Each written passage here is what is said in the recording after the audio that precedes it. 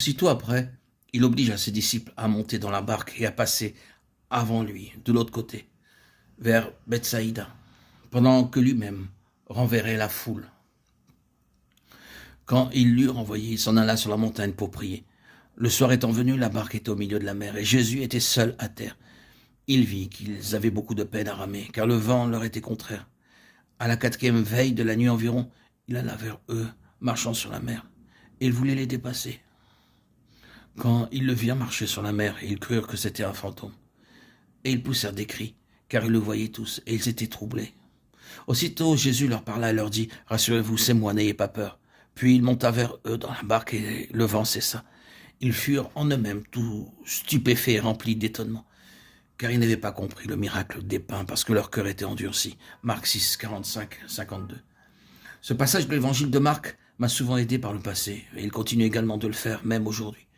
Peu de temps avant cet incident, nous voyons le Seigneur Jésus nourrissant 5000 personnes avec 5 pains et 2 poissons. Et après ce même incident, nous retrouvons le Seigneur guérissant beaucoup de malades.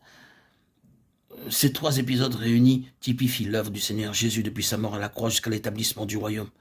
Ils illustrent que le Seigneur a été crucifié pour nous, qu'il est monté au ciel pour être notre souverain sacrificateur et qu'il reviendra bientôt instaurer l'ère du royaume. Jean aussi rappelle l'épisode du Seigneur nourrissant les 5000 personnes, avec cette différence que dans son évangile, beaucoup plus de paroles citées par Jésus se trouvent rapportées. En effet, le jour suivant, après avoir nourri la foule, notre Seigneur a continué de parler à cette même foule en lui enseignant cette chose tellement importante. « Je suis le pain vivant qui est descendu du ciel » Jean 6, 51. Ce qu'il voulait dire, c'est que de même que le jour précédent, ils avaient été rassasiés, ils devaient également manger sa chair et boire son sang pour avoir la vie éternelle. C'est pourquoi cet épisode de la distribution des pains typifiait la mort du Seigneur, son corps brisé et son sang versé pour eux et pour nous. Marc 6, 46 rappelle ensuite que le Seigneur Jésus s'en alla sur une montagne pour prier. Cela typifiait son ascension pour devenir notre souverain sacrificateur afin d'intercéder en notre faveur devant Dieu. Et finalement, le récit de Marc 6, 53, 56 représente en type le retour du Seigneur pour établir son royaume et guérir tous les malades. Mais examinons maintenant l'ordre que le Seigneur donna aux disciples de traverser la mer, gardant en pensée que cet événement se situe entre celui qui représente la croix et le suivant, le royaume. Nous pouvons affirmer ainsi que cet épisode de la traversée de la mer se rapporte au temps présent, à l'âge de l'Église.